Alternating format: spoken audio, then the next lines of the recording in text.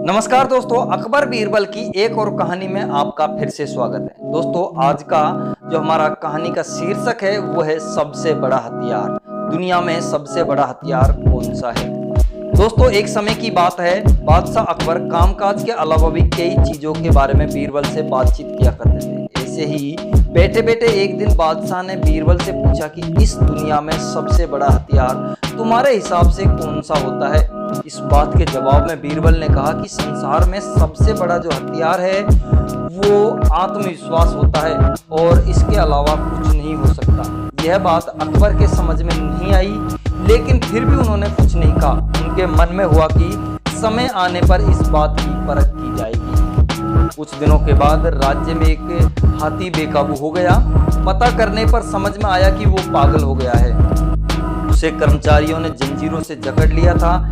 इसकी खबर जैसे ही बादशाह को पहुंची तो उन्होंने सीधे महावत से कहा कि जब भी तुम्हें बीरबल आता दिखे तो हाथी की जंजीरों को खोल देना।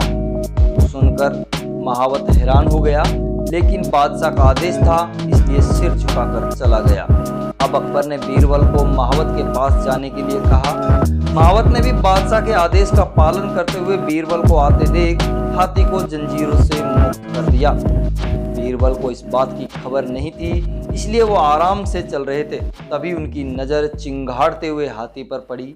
जैसे ही उन्होंने देखा कि हाथी उनकी तरफ आ रहा है, वो कुछ समझ ही नहीं पाए। कुछ ही देर में उनके दिमाग में हुआ कि बादशाह ने मेरी आत्मविश्वास वाली बात को परखने के लिए ही इस हाथी को मेरे पीछे छोड़ने का आदेश दिया होगा। अब बीरबल इधर उधर भागने की सोच रहे थे, लेकिन ऐसा कुछ हो ही नहीं पाया। सामने से हाथी आ रहा था और अगल बगल में भागकर जाने की जगह नहीं थी। इतने में हाथी बीरबल के काफी करीब पहुंच गया।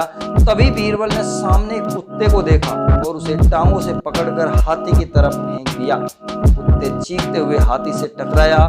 उसकी ऐसी चीखें सुनकर हाथी वापस उल्टी दिशा में भागने लगा। कुछ ही देर में इस बारे में बादशाह अकबर को पता चला।